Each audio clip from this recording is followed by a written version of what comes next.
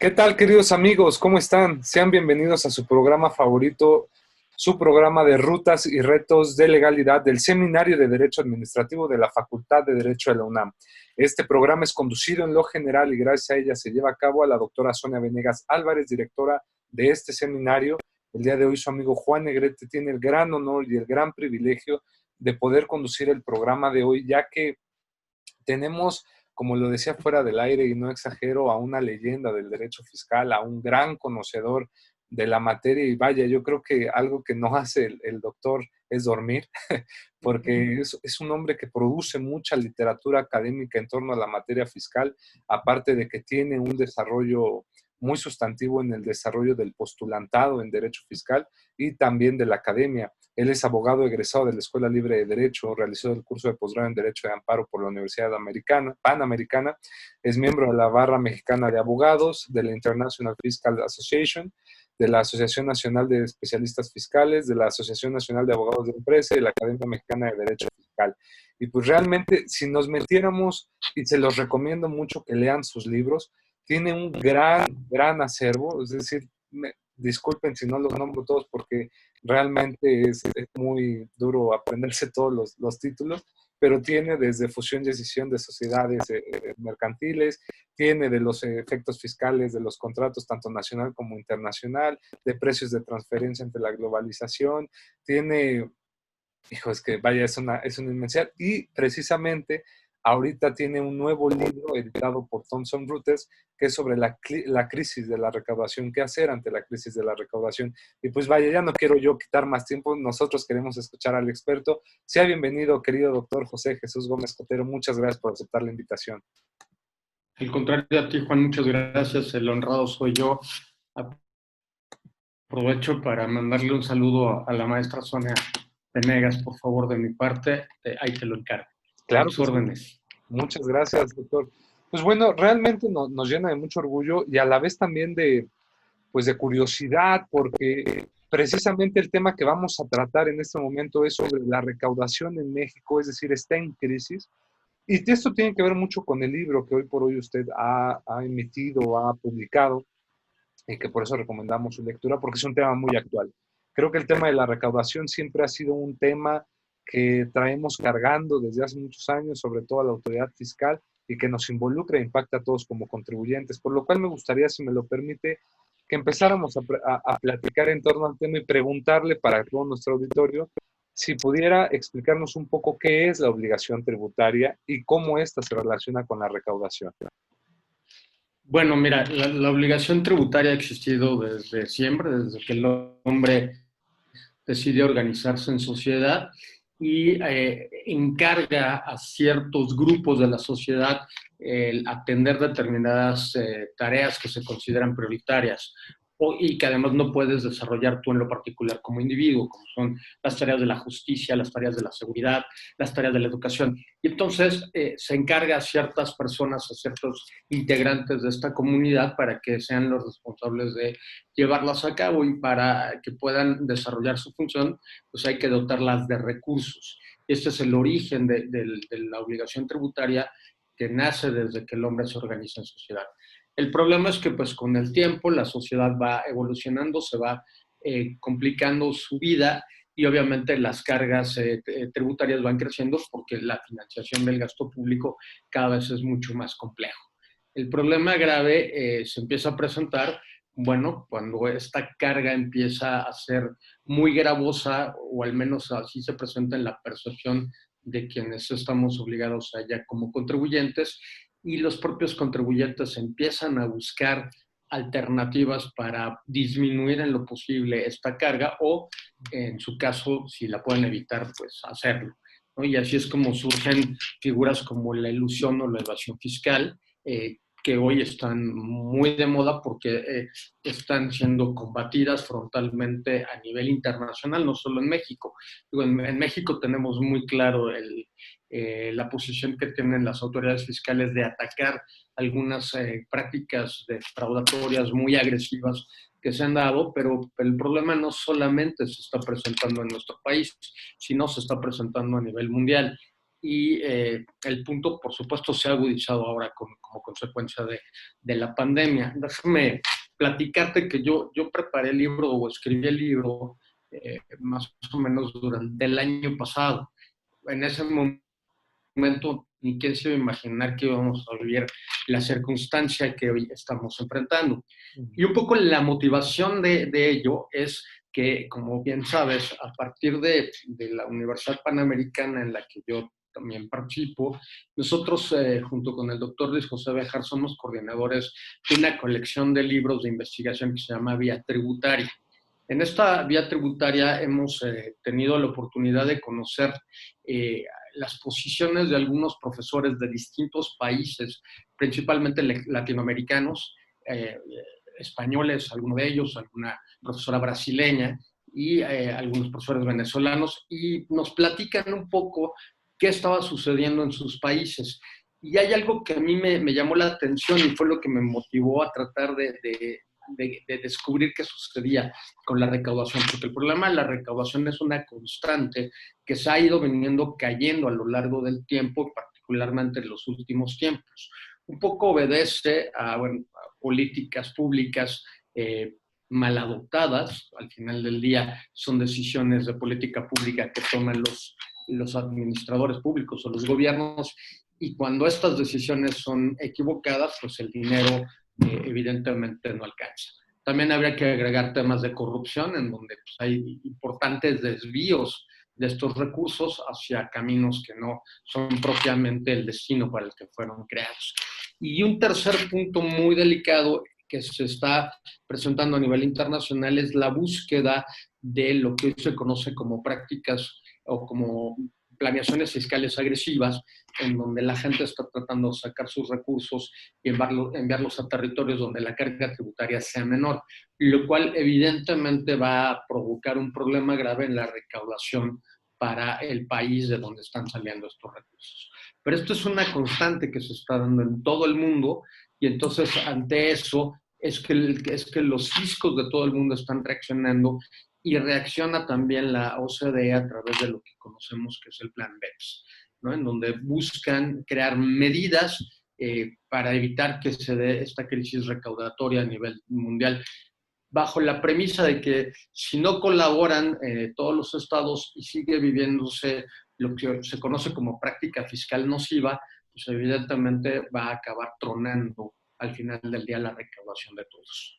Entonces es por eso que surge esta idea por parte de los estados de crear medidas para combatirlas, y bueno, ahí hay varias a lo largo de lo que han desarrollado, que son los BEPS. Perfecto, doctor. Por ejemplo, ahorita lo refería a usted y sí me gustaría como hacer un análisis en este entorno, porque nos escuchan sobre todo muchos jóvenes, y a veces dentro de los jóvenes que estamos escuchando, pues gran mayoría están cursando la carrera, entonces tal vez a veces no tengan noción de estos conceptos o o les llaman la atención. Por lo cual me gustaría hacerle también esta pregunta. Hablaba usted de la evasión fiscal y la elusión fiscal como dos medidas que pues, se han venido a combatir junto con el plan BEPS y otras medidas. Nada más para hacer una acotación, ¿por qué considera usted que, bueno, se nos puede decir qué es evasión fiscal, qué se entiende por ilusión fiscal, y por qué hoy por hoy se habla ya que la ilusión fiscal tendría que combatirse cuando en la academia, ¿no? Cuando las personas, me recuerdo cuando estudiábamos derecho fiscal, se nos decía que la ilusión fiscal era aquello que era legal y nada más era un aprovechamiento de los resquicios legales, no se estaba cometiendo ningún atentado contra el fisco, ¿no? ¿Qué nos podría decir en este aspecto? Bueno, a ver, la evasión fiscal, sin duda, ahí es un delito.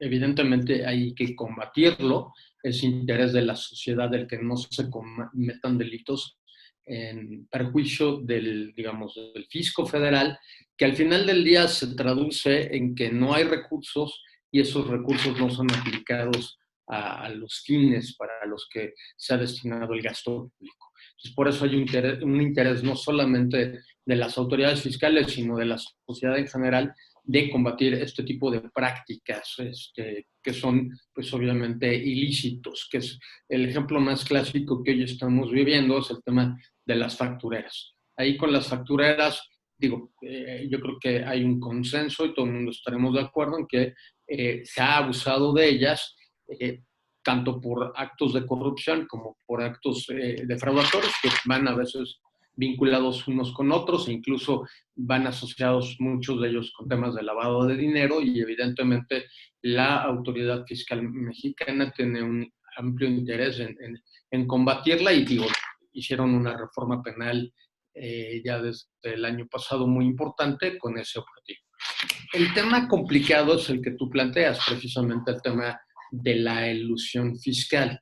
Hay muchas opiniones en relación al concepto, muchas formas de elusión fiscal, pero esencialmente la elusión fiscal lo que busca es no colocarte en la hipótesis normativa que te va a detonar el pago de un impuesto. O sea, si recordamos, como bien planteas, para los jóvenes que están estudiando la carrera, en materia fiscal hay fundamentalmente dos hechos muy relevantes. El hecho imponible, que es de la hipótesis contenida en la ley, y el hecho generador, que es el hecho de la vida real. Cuando coinciden el hecho imponible y el hecho generador, nace la obligación tributaria al generarse la causación del impuesto.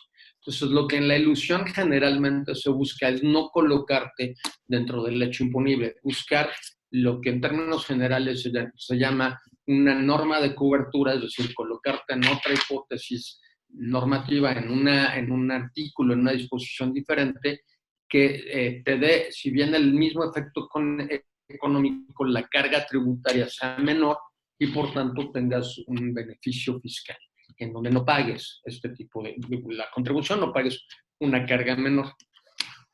Y ahí hay diferentes modalidades. Tienes desde lo que se conoce la economía de opción, que propiamente ahí no es una figura de ilusión, sino que simplemente te colocas en las opciones que te da la ley. El ejemplo más clásico es el arrendamiento persona física, en donde el arrendador tiene dos opciones. O toma la deducción ciega del 35% o toma deducciones con comprobantes.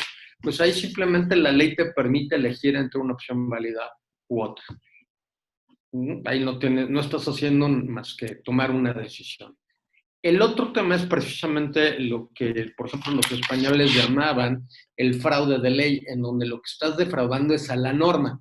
Y ojo, no confundirla con la defraudación, que es algo distinto. De hecho, hoy el concepto ha cambiado su nombre en España precisamente por la problemática semántica que estaba generando en la confusión con los delitos de defraudación. Y hoy en España se llama conflictos en la aplicación de la norma, que es el viejo, digamos, esquema de fraude a la ley, que es una figura que viene del derecho civil y en donde lo que buscas es evitar aplicar la norma para buscar otra. Y ha habido un gran cambio precisamente ante el tema de la caída de la recaudación que se ha estado dando a nivel mundial. Tradicionalmente se sostenía que en este tipo de operaciones pues no deberían ser sancionadas, ni siquiera desde el punto de vista administrativo con infracciones, porque lo que estabas haciendo era comportarte dentro del marco jurídico, no estabas infringiendo la ley como se da en el caso de la defraudación.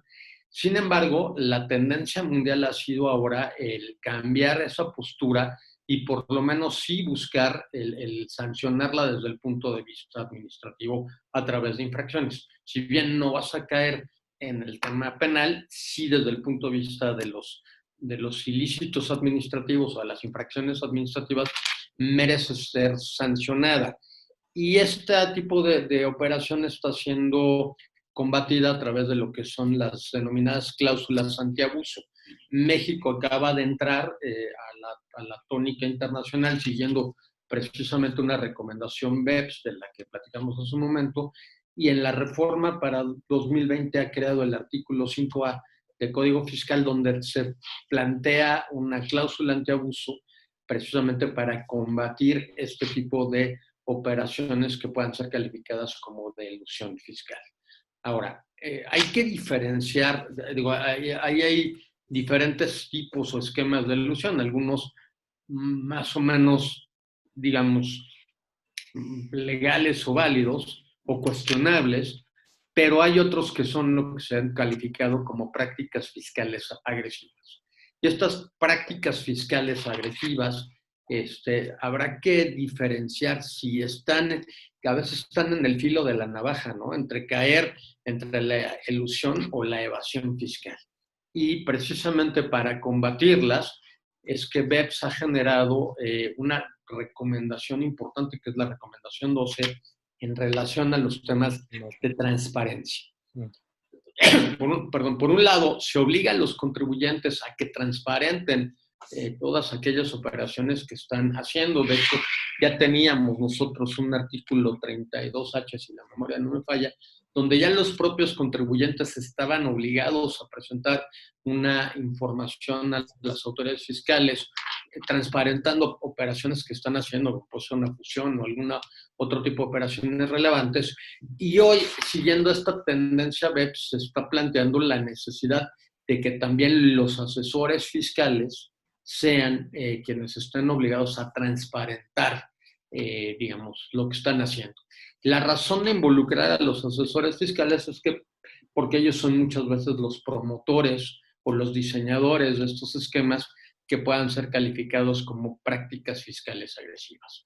También es una reforma que fue incorporada en nuestro sistema tributario, particularmente en código, a partir de 2020, y que está generando mucha controversia en el medio.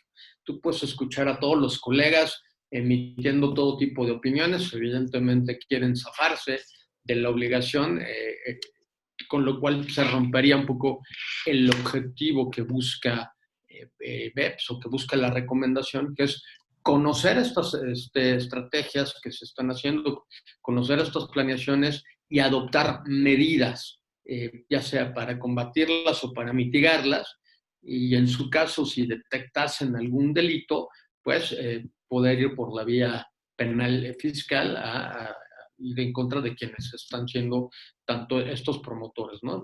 Digo, el tema es muy discutible, está generando mucha controversia en el medio. Tengo algunos colegas dicen que eso es violatorio del secreto profesional. Es una posición, yo no la comparto. Creo que si tú vas a la ley de profesiones, y a mí me tocó checar, porque es una ley local, chequé, por ejemplo, la Ciudad de México y chequé como de 10 entidades federativas más, y en todas hay una excepción al secreto profesional, y es precisamente cuando se requiera de proporcionar información a las autoridades competentes. Entonces ahí creo que va a tener un tema bien discutible si de verdad hay o no violación al secreto profesional, ¿no? Perdón, No, doctor, es que es muy interesante lo que nos dice porque para todos los que nos escuchan y que creo que ya están hasta tomando nota de todo esto, porque lo que dice el doctor es fenomenal. Ya con la reforma fiscal 2020, que se crean o se adoptan estas figuras de la revelación de esquemas reportables y del 197 al 212, no me recuerdo, Código Fiscal, y el artículo 5A de la razón de negocios, pues viene a cambiar todo esto. Y no nos desviamos del tema, porque todos estos puntos que ha analizado el doctor se conectan fundamentalmente con el tema de la recaudación, porque si la recaudación hoy por hoy está en crisis, ha sido también por prácticas que han buscado no pagar, no contribuir muchas veces. Entonces ahí la recaudación se merma. ¿No es así, doctor? Es correcto. De hecho, como yo te platicaba hace un momento, un poco fue la motivación de por qué escribir el tema. Y exactamente lo que tú estás diciendo. Yo había visto temas aislados, que ya cuando los empiezas a conectar te estás dando cuenta a dónde van, que a veces nuestros análisis se quedan, digamos, muy superficialmente en uno de los temas y no nos damos cuenta del todo que involucra precisamente un tema. Y es exactamente lo que tú dices. Estas reformas que se han implementado para 2020, su objetivo fundamental es buscar mejorar la recaudación, al menos en México, porque México, digamos, adoptó estas recomendaciones y ya las implementó dentro de sus leyes, específicamente en el Código Fiscal, con un objetivo claro que es mejorar su recaudación. Eso lo tienes que conectar con las reformas penales en materia fiscal que se dieron el año pasado y que precisamente también su objetivo era mejorar la recaudación a partir de combatir este tipo de prácticas. Y ya de hecho, al día de hoy, cuando tenemos noticia, porque además es pública, en la prensa nacional, de algunas empresas muy grandes, pues que han, digamos, aceptado convenir con las autoridades fiscales y pagar importantes cantidades de recursos, en vez de continuar con procedimientos tanto de litigio en la vía administrativa como evidentemente la parte penal, que seguramente les parece más preocupante, ¿no? Tienes también, por ejemplo, un tema novedoso que no se ha explotado mucho, todo el mundo habla de él, que es la responsabilidad penal de las personas morales. En México realmente no tenemos una gran experiencia, estamos adoptando un modelo que es el modelo español, el modelo de 2005, y España empezó a sacar los primeros asuntos hasta 2010, es decir, les tomó 5 años ir bajando, digamos, a la realidad este concepto de la responsabilidad penal de las personas morales, y México adopta el modelo español, o copiamos un poco el modelo español, y apenas estamos realmente en pañales porque la reforma es 2016, y empezarán a vivirse los casos y empezaremos a ver cómo se van a ir comportando los tribunales. Evidentemente, un invitado especial a la fiesta de la responsabilidad penal pues son los delitos fiscales. Ahí no hay duda de que también hay una posible responsabilidad penal para las personas morales, con consecuencias muy, muy delicadas, porque incluso puede llegar al extremo de la disolución de la empresa. No, y para poder abundar, pues les recomendamos, como dicen entre paréntesis, el doctor tiene un libro editado por Temis que es sobre la responsabilidad de las personas morales, y también me acuerdo de que puedes también, y cabe mucho en el tema, la simulación tributaria, Sí, ¿no? sí, Entonces, es correcto. ya tienen más lectura para estudiar. Doctor, eh, una, una de las preguntas que siempre también se hace, y creo que sería fundamental que la contestáramos para seguir en este tema, es la recaudación. Es decir, ¿qué se entiende por recaudación? Porque todo el mundo habla de recaudación y a veces no sabe qué es recaudación. Y cómo está, si me lo permite, ya nos dio unos bosquejos muy, muy interesantes al inicio de la plática, pero cómo ha evolucionado hoy por hoy en México y cómo se conectaría con el gasto público, que también es otro término que usamos mucho. Ok, bueno, empezamos por atrás por el gasto público, ¿no? Perfecto. Hablábamos de que se necesitan recursos para que el Estado satisfaga determinadas actividades que le hemos encargado y que se estiman prioritarias y de interés digamos, de la sociedad o de la comunidad, y para eso pues se necesitan estos recursos que son precisamente o que se obtienen para destinarse al gasto público, que es la asignación de estos recursos a las distintas áreas. Ahora, pues esos recursos tienen que salir de algún lado, y fundamentalmente pues hay dos grandes caminos que se han explorado a lo largo de la historia. El primero de ellos tiene que ver con, digamos, obtener recursos de los contribuyentes, de los ciudadanos, quienes incluso se utiliza el concepto contribuir desde el artículo 31, fracción cuarta, que es donde establece la obligación tributaria, como un concepto desde el punto de vista filosófico, en donde el propio ciudadano está consciente que tiene que participar en la aportación de estos recursos que se van a destinar al gasto público. Y el otro camino es el endeudamiento. El problema grave con el endeudamiento es que, pues, y ha sido la triste historia mexicana de estar endeudado toda la vida, desde la época, yo creo que después de la independencia, en donde digamos, los estados, el gobierno mexicano se ha ido endeudando para hacer frente a su gasto público, y pues mucho de ello tiene que ver con el despilfarro del gasto o con una mala administración.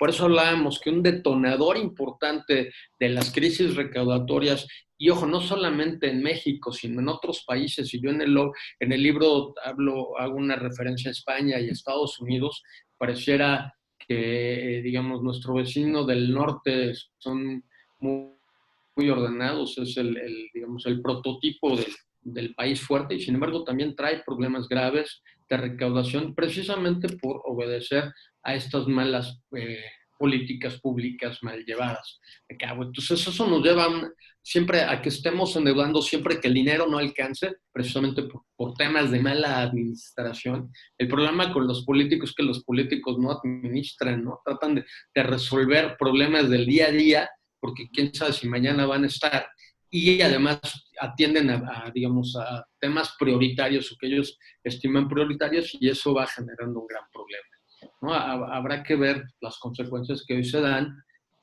ya en un momento como el que estamos viviendo, donde la pandemia ha venido a agudizar no solamente el problema en México, sino en todo el mundo.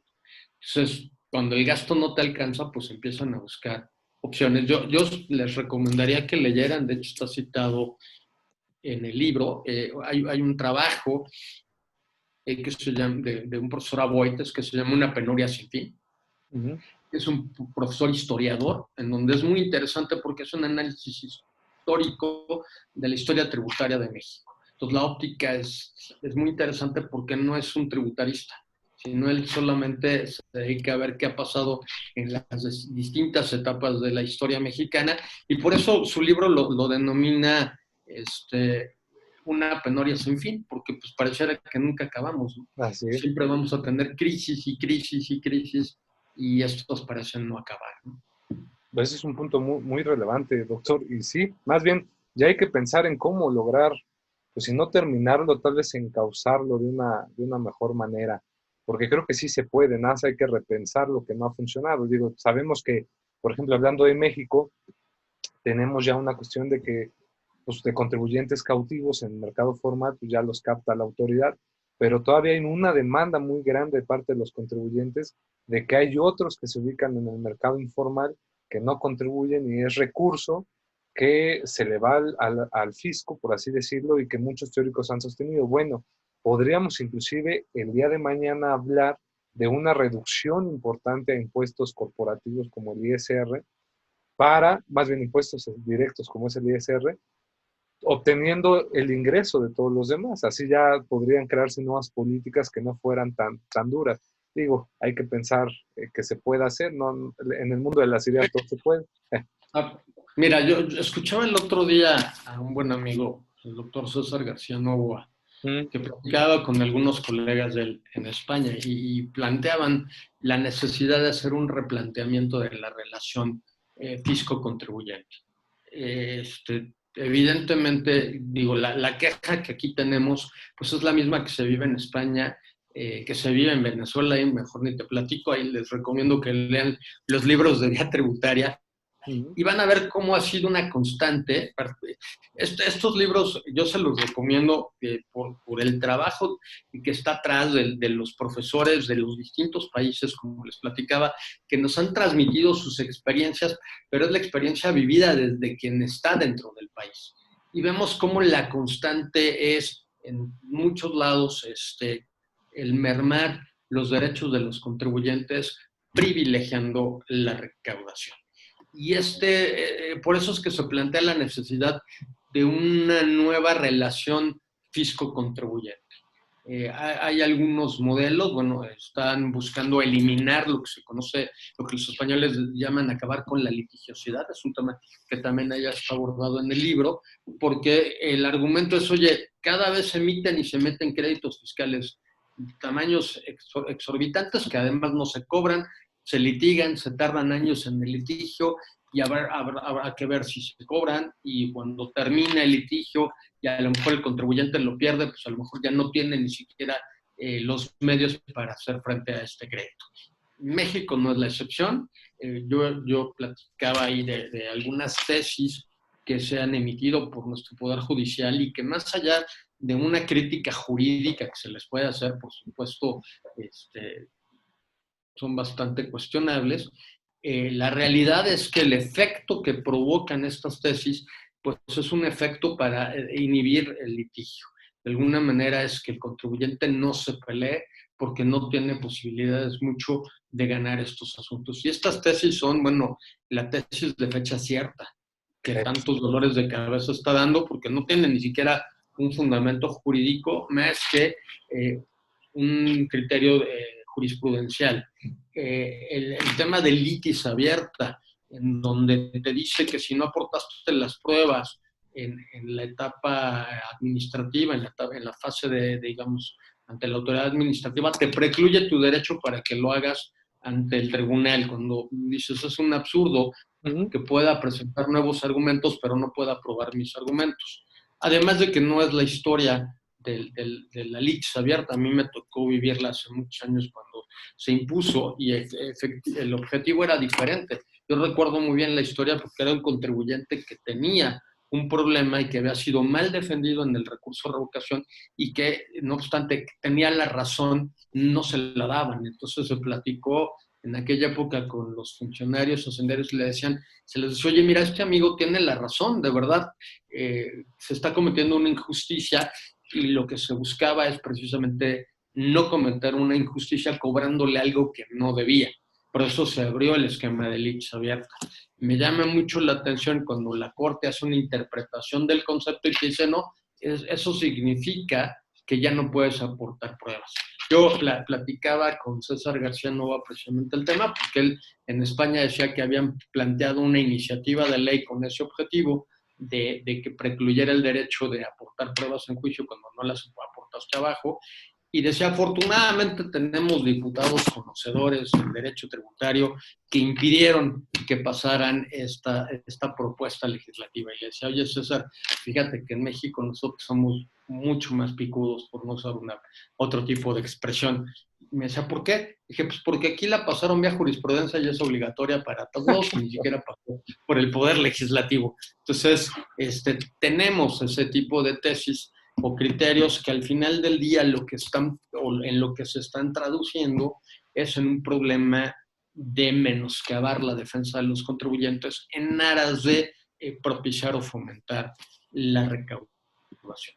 Por eso es que se plantea, digo, no solamente en México, sino en el mundo, esa necesidad de cambiar la relación entre contribuyentes y el fisco. Yo lo veo hoy complicado todavía. En México yo veo que nos va a llevar un poco de tiempo. Yo creo que tenemos que pasar un poco el trago amargo, porque sí es claro que tienen que combatir y combatir radical y frontalmente estas prácticas defraudatorias que hemos vivido y que son públicamente conocidas por todos. Y una vez que se acabe o que se limpie, digamos, la casa, entonces quizá se podrá replantear un esquema diferente, ¿no? En Europa por ejemplo, estamos hablando de códigos de buenas prácticas tributarias, que son una especie de convenios que firma la autoridad con los contribuyentes y digamos, se comprometen a desechar en la práctica de la empresa todo aquel tipo digamos, no muy correctas, por llamarlo de alguna manera, y lo que tú planteas, digamos, las figuras de compliance. Ajá. Que ojo, aquí hay que tener mucho cuidado con el compliance, porque todo el mundo habla de compliance, sí, y en realidad no sabemos de qué es, ¿no? Pareciera la moda. He visto, con todo respeto de mis colegas y amigos contadores, que los contadores quieren hacer compliance. El compliance no es un tema que venga a sustituir las viejas auditorías, en donde le quitaron chamba a muchos despachos de auditores. El compliance es hecho desde la visión jurídica. Sí tiene que ver con el cumplimiento normativo, por supuesto, pero tiene que ver más con algo mucho más importante, que es la generación de una cultura de cumplimiento. Así es. Y eso es una cultura que tiene que nacer dentro de la empresa y que tiene que haber un compromiso fundamental en los directivos de la empresa, en los dueños de la empresa. Y lo que hacen los compliance es esta cultura de cumplimiento con una serie de controles que van a vigilar que la empresa esté cumpliendo, no solamente en los temas fiscales, que por supuesto son muy relevantes, sino en muchos otros temas. Tienes, por ejemplo, temas de carácter ecológico, que hoy son muy relevantes, donde puedes tener temas de contaminación y donde puede haber una responsabilidad para las personas morales por no tener medidas de control para evitar precisamente la comisión de este tipo de delitos, prácticas de corrupción, etc. Entonces, el compliance es muchísimo más amplio y hoy estamos muy en pañales, como platicábamos, porque a quien va a exonerar de responsabilidades a la persona moral, no a las personas físicas que puedan haber intervenido en el delito. Entonces, ahí hay una gran confusión. Solamente pudiera ser útil a la persona moral para quitarle responsabilidad a ella, pero ojo, en el compliance le quitas la responsabilidad a uno, pero se la dejas a otro. sea, más bien aterrizas o defines muy bien quién es ese responsable. Entonces, lo que se busca es que cada quien haga su trabajo, su chamba correctamente para evitar incurrir en una responsabilidad que pueda dar o generar un daño personal, por un lado, y al evitar ese daño personal implica que también se evite el daño hacia la corporación. Eso es un poco la tendencia, está todavía mucho en pañales. Digamos, hay algunos lineamientos, por ejemplo, tanto en la Fiscalía Española como en Estados Unidos, de qué elementos tendrían que valorarse para, digamos, demostrar que de veras es un compliance que ha sido eficaz y eficiente. Porque algo que les molesta es lo que se conoce como el fake compliance o compliance de máscara, que es nada más como para decir cumplí. Entonces yo creo que aquí hay que tener mucho cuidado y porque pudiéramos vernos involucrados mucho con estos temas delicados, ¿no? Si quieres, platícanos un poco mientras No se preocupe, no se preocupe. el ruido de la calle, ¿no? Es parte, la parte Dicen, simpática. no se preocupe, dicen que son aquellos ruidos tradicionales ya de nuestro país, ¿no? Que ya que dejen de existir pasarán a un anecdotario histórico de nuestro bello México, dicen muchos. Pero, doctor, me parece fenomenal este punto que nos da porque creo que ya la pregunta sobre cómo es la recaudación a nivel internacional, creo que está muy bien contestada, es decir, estamos hablando, ya nos dijo de varias medidas que se han tomado. El compliance, estoy de acuerdo con usted, creo que se vuelve una moda y hay que saber por qué surge. Creo que el compliance va más que todo encaminado a un ámbito, más que de cumplimiento, como de reputación de las empresas, es decir, que las empresas tengan una buena imagen de que cumplen con la normatividad, que no cometen violaciones a la ley, que eso, es decir, va más siento por ese rubro. ¿Cómo usted refirió un concepto muy interesante que es la transparencia fiscal? Transparencia fiscal que ya también viene conectada mucho con las normas antiilusión que nos decía también usted. Pero ¿cómo podemos en México encaminarnos a una mejor transparencia fiscal que no solamente esté contemplada en la ley, en el código, sino que también la podamos ver por parte de los contribuyentes? ¿Qué opina en esa parte, doctor? Bueno, es que ahí hay un vínculo muy importante, y era lo que tú planteabas, de la relación, por un lado, del contribuyente y la transparencia del contribuyente, y por otro lado, la relación o la transparencia en el ejercicio del gasto público. Yo ahí recomendaría el libro de vía tributaria de la Universidad Panamericana Thompson, en donde precisamente cuando el doctor Bejar y su servidor decidimos, digamos, el tema del libro y proponérselo a los distintos autores, era precisamente la pregunta que tú hacías. O sea, por un lado se le exige al contribuyente que sea totalmente transparente en lo que está haciendo, y por otro lado hay, y se sigue dando un problema, un fenómeno de poca transparencia en el ejercicio del gasto. Lo que sería la transparencia fiscal y la transparencia al gasto, ¿no? Es correcto, que además van amarrados o totalmente vinculados uno y otro. Y es interesante que vean los artículos. Yo les recomendaría tanto el artículo del profesor Oscar Nava de la UNAM como el de el profesor, se me escapa ahora, No se preocupe. Beltrán. Bueno, son varios autores. Que los lean. Armando Beltrán, perdón, y que escriben mucho sobre el tema precisamente de la transparencia en el gasto y cómo, a pesar de que hay una serie de reglas, estas no se cumplen en la realidad, ¿no? Perdón, Armando Mora Beltrán, les recomiendo ambos artículos, de verdad valen mucho la pena, porque nos van a hacer entender cómo está esa separación, ¿no? Por un lado le exiges al contribuyente esa transparencia y por otro lado el Estado no es muy transparente en el ejercicio de su gasto.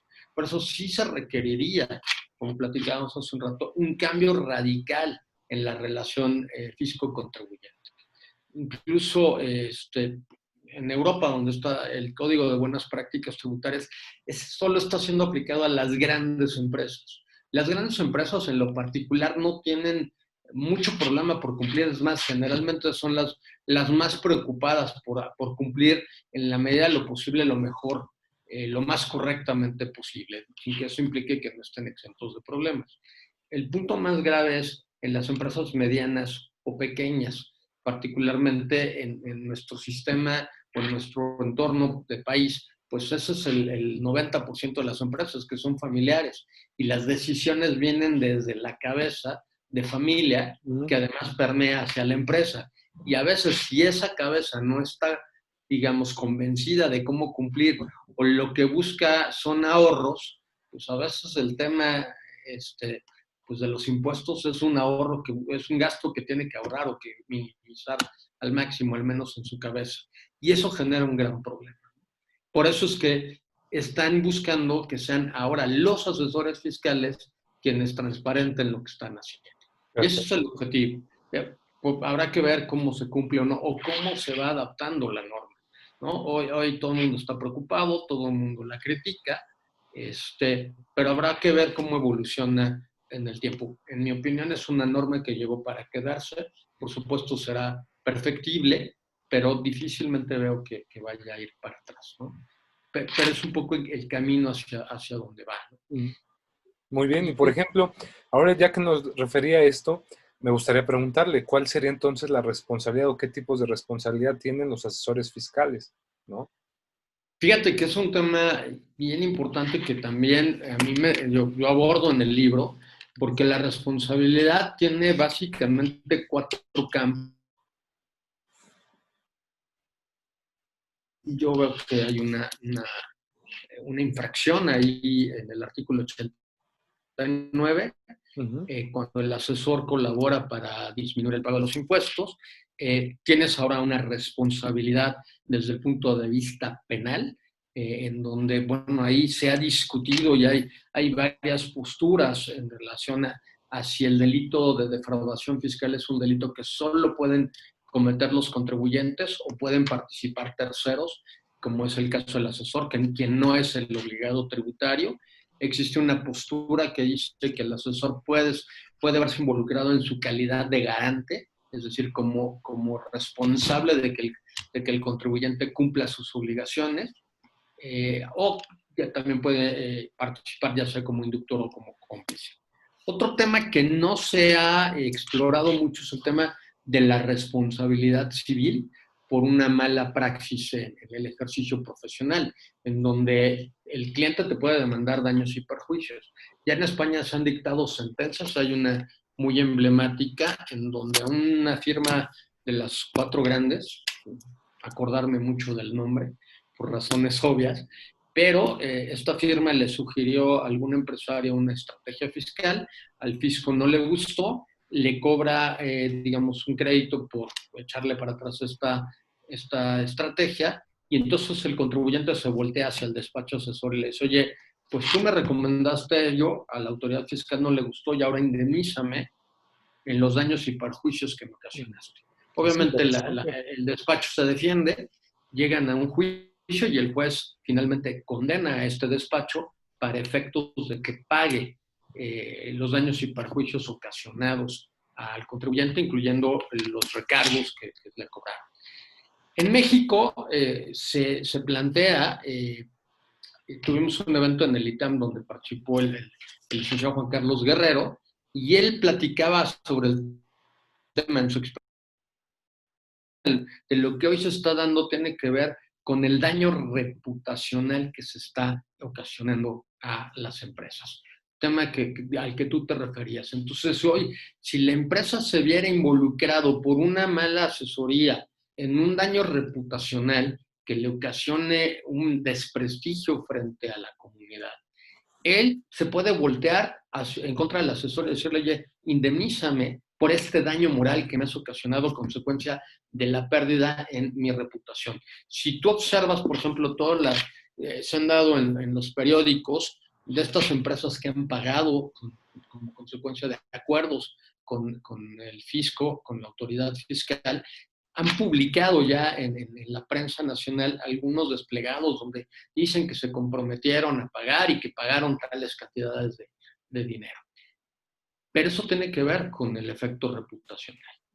O sea, es parte del compromiso. O sea, la tendencia es ir a cuidar la reputación de las empresas. Ese es un tema fundamental que va a empezar a ser muy importante en los próximos años. Y el último tipo de responsabilidad que puede tener el asesor fiscal, que también en México todavía está muy en pañales, es una responsabilidad ética. Que bueno, la responsabilidad ética tiene que cumplir con los valores que te has fijado tú como persona, pero que también tiene una determinada profesión. Y ahí, en relación a la ética profesional, esto se vincula con un tema que es la colegiación obligatoria y los tribunales de ética, que tienen que ser tribunales de pares, en donde son tus pares los que van a calificar si tu conducta es contraria a los códigos de ética de la profesión. Yo creo que estamos muy en pañales, pero la tendencia es que incluso en estos tribunales pueda suspenderse a un profesionista, en este caso a un abogado, cuyo comportamiento no sea ético. Claro, es muy criticable porque, bueno, puede tener también atrás otro tipo de intereses en los colegios de profesionistas, pero digamos, el sentido y el objetivo puro de los tribunales de ética es eso, y es buscar, digamos, el depurar, sancionando por los pares a aquellos profesionistas que no se comporten bajo una conducta ética. Es muy bien, muy interesante. Y aparte, siento que la ética, más que en pañales, creo que ni en pañales estamos, porque es un tema que la colegiación no han querido entrarle como se debe. Y me parece también fundamental que exista ya una mejor ética contributiva, ¿no? Y una moral contributiva que ha quedado muy bien en la teoría, pero en la práctica seguimos todavía con este problema. Sí hay que cambiar, creo que es un problema cultural el que tenemos en México en tema de tributación y hay que cambiarlo. Doctor, es que digo, el tiempo no nos apremia, pero realmente es fascinante estar hablando de esto. Decía usted unos conceptos que me gustaría si nos los pudiera explicar un poco. La fecha cierta, la litis abierta y la litigación. Esto ya nos había dado bosquejos de por qué, por ejemplo, en la materia de litis abierta, pues hay ciertas incongruencias, pero pues, sobre todo para que a nuestro público le quede claro cuando digan, ¿qué es esto de fecha cierta? ¿A qué se refiere? Ay, mira, escuché esta cuestión de litis abierta, pero ¿qué más? ¿Qué nos podría definir muy cortamente, doctor? Bueno, mira, a ver, yo refería, o lo refiero también en el libro, son algunos criterios de tribunales que, como decía, pues han venido digamos, a desestimular que los contribuyentes vayan a los tribunales, vayan a los juicios. Aparte que obviamente son juicios muy largos con riesgos muy altos, porque si al final del día lo pierdes, pues tendrás que pagar actualizaciones, recargos y demás. Son, de alguna manera, medidas que los españoles denominan como combatir la litigiosidad. O sea, lo que busca es que los asuntos no vayan al litigio. O sea, cómo bajamos ese nivel de litigiosidad, ¿no? Uh-huh. Habría que ver un poco la estadística digamos, del Tribunal Federal de Justicia Administrativa, a ver cuántos asuntos trae. La mayoría, entiendo que más o menos como el 70-80% son asuntos fiscales, y habrá que ver de qué montos son. Y entonces lo que se busca es disminuir este tipo de asuntos. Para buscar, se han planteado algunas alternativas para la búsqueda de la disminución de la litigiosidad. Uno de ellos son, digamos, la mediación. Hoy tenemos un organismo que es la Prodecom que ayuda de alguna manera en esta mediación, que quizás le falta un poco más digamos, de darle más fuerza a esta Prodecom, porque en muchos casos a mí me ha tocado ver que pues son como testigos de calidad, pero poco intervienen en tratar de acercar a las partes, y a veces ni siquiera tienen forma de obligar a la autoridad cuando pudiera ser muy evidente que el contribuyente tenga la razón. Entonces, si no convences a la autoridad por la razón que sea, o ellos ya traen una posición prefabricada, digamos, preestablecida, pues difícilmente llegas a esa mediación. Otra alternativa que además es muy rechazada a nivel mundial es el arbitraje. O sea, obviamente a los fiscos no les gusta el arbitraje porque al final del día en el arbitraje alguien va a ganar y alguien va a perder. Y obviamente lo que buscan es no tener riesgo de perder en un asunto. Prefieren, sobre todo, ejercer sus posiciones de órgano del Estado para obtener la cobranza de los créditos fiscales. Entonces, hay una gran resistencia, sin embargo, hay un modelo que en Europa ha funcionado bien, que es el modelo portugués, en donde son árbitros profesionales y evidentemente acortan mucho los plazos y se resuelven relativamente los asuntos. La posición mexicana es un poco resistente, igual que la española. Incluso también a nivel internacional, cuando hay conflictos en la aplicación de los convenios de doble tributación, se buscan soluciones.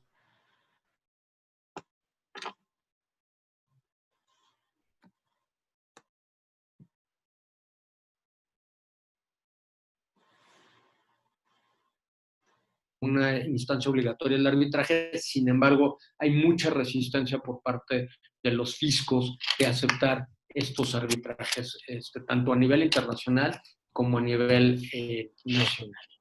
Y luego hay estas tesis que comentábamos que han surgido, que las tres muy relevantes son el tema de la fecha cierta, de la litis abierta y de la famosa materialidad que hoy está generando dolores de cabeza por todos lados, porque algunas de ellas no tienen un sustento jurídico. Cuando hablamos, por ejemplo, de fecha cierta, lo que te dicen es que tu contrato que celebraste el día de ayer, o el día que sea, no es válido porque no tienen certeza de cuándo fue celebrado y te argumentan que lo pudiste haber inventado un día antes de la auditoría. Lo cual, pues, es muy relativo. Igual y sí, igual y no. Yo siempre he sostenido, y lo he dicho en clases, cuando tocamos el tema de contratos, que hay algo que no se puede cambiar, que son los actos de ejecución de los contratos. Cuando tu contrato es real y verdadero, la historia que te platica el documento, el texto, coincide con los actos de ejecución. Si los actos de ejecución y el contrato te hablan de la misma historia, pues eso es un contrato real y verdadero. Cuando los actos de ejecución son diferentes a lo que dice la historia del contrato, pues entonces estás hablando de un contrato que puede ser distinto o incluso puede ser un contrato simulado. Entonces, habrá que verlo. Y ahora, el tema de los actos de ejecución, pues a mí me lo enseñaron mis amigos civilistas. Todos los días en tribunales se vive litigando a partir de los actos de ejecución para acreditar existencias o incumplimiento de contratos. El punto con la autoridad es que busca que sean certificados o, digamos, con fe pública de alguien cuando no existe obligación de hacerlo, o que estén inscritos en un registro cuando no existe obligación de hacerlo. Hoy hay una idea que me parece que puede caminar hacia adelante y es una especie de certificación o de sellado de tiempo que se llama a partir de una especie de certificador utilizando sellos digitales o firmas electrónicas. Igual a como timbras tu factura. Es decir, cuando celebras un contrato, que este sea sellado por un certificador a través de una firma electrónica que te va a generar una fecha cierta porque es un momento y en el tiempo, un segundo, en donde ese documento es sellado. Es lo que se conoce como sellado de tiempo. Y entonces, evidentemente, no se podría alterar. Es muy similar al principio que tienes con la firma, el uso de la firma electrónica o las facturas, digamos, electrónicas. Quizá ese sería un poco el camino para resolver un problema, porque sí se están cometiendo muchas injusticias. A mí me ha tocado ver casos donde dices, oye, me estás desconociendo un contrato, pero ese contrato resulta que fue el documento base de una acción en un juicio con base en el cual alguien ganó o perdió. Entonces, como que para efectos mercantiles es un documento válido y para efectos fiscales no, cuando es el mismo documento. El otro tema es el tema de la materialidad, que también está muy de moda y que genera muchos problemas para entender qué es esto de la materialidad. Tratan de partir de un principio que es, digamos, la realidad económica de la operación. O sea, la sustancia, perdón, económica de la operación. Pero a mí me parece que estamos confundiendo. Una cosa es la sustancia económica de la operación y otra es contar con los elementos o medios para realizar esta operación. Días pasados un buen amigo me platicaba, como abogado, que le estaban cuestionando un recibo de honorarios por un recurso que ganó ante el INPI. Y le decían, a ver, demuéstrame la capacidad material para prestar este servicio. A ver, El servicio está prestado, tan está prestado que el recurso se ganó. ¿Qué te doy? ¿El expediente? Eso no es la capacidad material. La capacidad material, en términos de lo que está en el código, es que tenga una computadora en la que escribió el recurso, que tenga un pasante que llevó el recurso, que tenga una comunicación a través de un correo electrónico, bueno, ahí no son electrónicos, que haya un sello en que me recibieron el recurso, pero la capacidad realmente está en la inteligencia que tiene el abogado que construyó los argumentos que llevaron a ganar al recurso. Entonces, ahí hay como confusiones entre esta sustancia económica de la operación contra la materialidad de la operación. Y pongo este ejemplo exagerado un poco, pero además irreal, porque llegas a absurdos en donde le dices, te cuestiono tu recibo de honorarios, oye, pues es que el recurso se ganó, ahí está la resolución, entonces no me digas que es una operación inexistente, ¿no? A lo mejor el abogado, y hoy con medios digitales, puedes llevarlo a juicio en línea y ya no necesitas ni pasante, ¿no? Pero bueno, es un poco el tema. Y el tercer punto que platicas es el tema de la litis abierta. Como platicaba yo hace un momento y me tocó vivir la historia de la litis abierta porque surge de la Comisión Fiscal de Concanaco. Yo en esa época pertenecía a esta Comisión Fiscal. Y como entonces nos llega un contribuyente, un comerciante, y dice, oigan, es que me defendía alguien y no planteó en el recurso de revocación este tema, el cual, pues aquí están mis pruebas, yo tengo la razón. Y cuando se analizó el tema, se dijo, efectivamente, el señor tiene la razón y se está cometiendo una injusticia con él por una mala defensa en donde se metió a plantear una defensa a alguien que no sabía, digamos, temas fiscales, que no sabía construir un argumento jurídico, ¿no? Algunos que no, sin saber derecho se ponen a querer hacerle al abogado, ¿no? Y entonces, ante eso, se acudió con la autoridad y se le dijo, oye, mira, este contribuyente tiene la razón y por una mala defensa le están pegando. Entonces, abramos el tema de la litis abierta para que lo que no se planteó abajo se pueda plantear arriba y se corrija de manera que no se cometa una injusticia contra este contribuyente. Esto estoy hablando, no sé, ya tiene como unos 20 años más o menos, en donde surge la figura de la litis abierta. De repente, un día te encuentras que la Corte hace una interpretación rara del concepto de litis abierta y te dice, no, es que la prueba que no aportaste abajo ya no la puedes aportar en juicio porque te precluyó tu derecho. Ojo, pero sí lo puedes aportar en el recurso de revocación, porque en el recurso de revocación tienes en el 123, si no me falla la memoria, la posibilidad de aportar pruebas adicionales. Y hacen una interpretación al respecto de que las pruebas adicionales solo son en el recurso de revocación.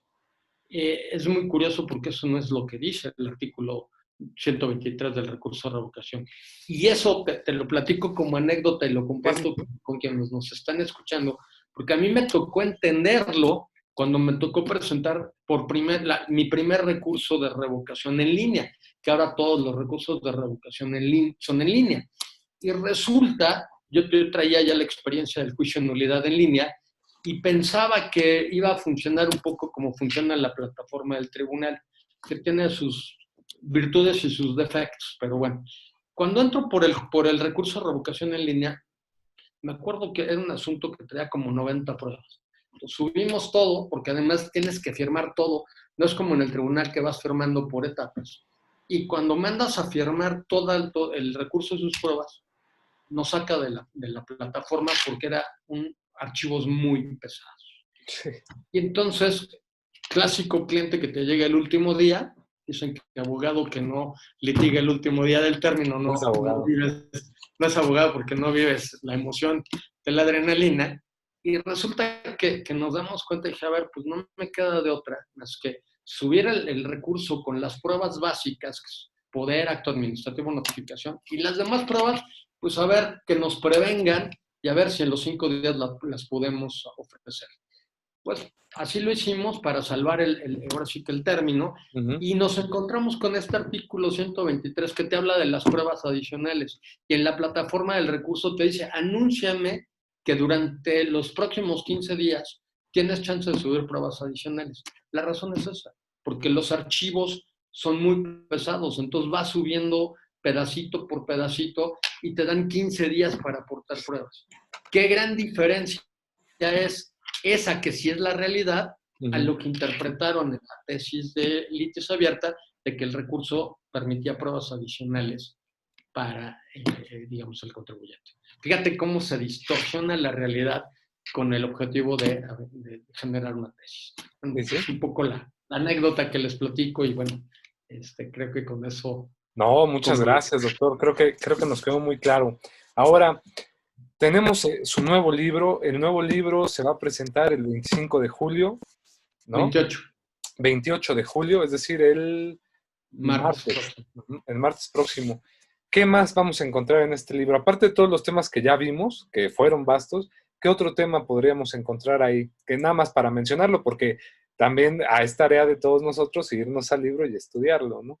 No, por supuesto. Pues mira, ahí se analiza un poco lo que está sucediendo del modelo cooperativo a nivel europeo, con una búsqueda de cambio en la relación fisco-contribuyente, entre otros temas, ¿no? Y se amplían, pues, con mayor profundidad los temas a los que nos hemos referido y que hemos repasado de manera muy, muy general, ¿no? Pero, por supuesto, ahí me encantará que nos puedan acompañar. Simplemente hay que inscribirse en la página del ITAM, y que nos está apoyando como mi casa, en la que también soy profesor, nos está apoyando para hacer la presentación, lo cual será muy agradable, y que escuchen a los, digamos, a los participantes. Va a estar el doctor Luis José Béjar desde Canadá, va a estar el profesor Javier Pérez Arraiz desde el País Vasco en España, y el licenciado Rafael Ramírez Moreno aquí en México, ¿no? Que tendrán mucho que platicarnos sobre sus apreciaciones en relación a los temas del libro. Perfecto, pues de verdad, muchas gracias, querido doctor José de Jesús Gómez Cotero. Gracias porque sabemos que es un hombre muy ocupado. Gracias por darnos tiempo en su agenda y por compartir con toda la comunidad universitaria, pues un tema que es muy apasionante. El derecho fiscal me encanta y creo que todos tenemos la obligación de seguir estudiando y aprender. Y qué mejor de personas que ya traen la experiencia como usted. Gracias de verdad, así como también agradecemos al doctor Raúl Juan Contreras Bustamante, director de la Facultad de Derecho de la UNAM, a la doctora Sonia Venegas Álvarez, directora del Seminario de Derecho Administrativo, y al doctor Ricardo Rojas Arévalo, director de Educación a Distancia. Pero sobre todo, a usted que nos escucha, suscríbase para que día a día tenga la información que tenemos para ustedes. Diario subimos nuevo contenido y comparte esta información que puede serle de gran ayuda y de gran utilidad a muchas personas, un familiar, un amigo. Y muchas gracias, nuestro rockstar del día de hoy. Gracias, doctor, por acompañarnos, y este es su espacio las veces que usted quiera. Al contrario, muchas gracias, Juan, a ti y a la UNAM. La verdad, siempre es un gusto estar en la máxima casa de estudios participando con ustedes. Gracias, buenos días a todos.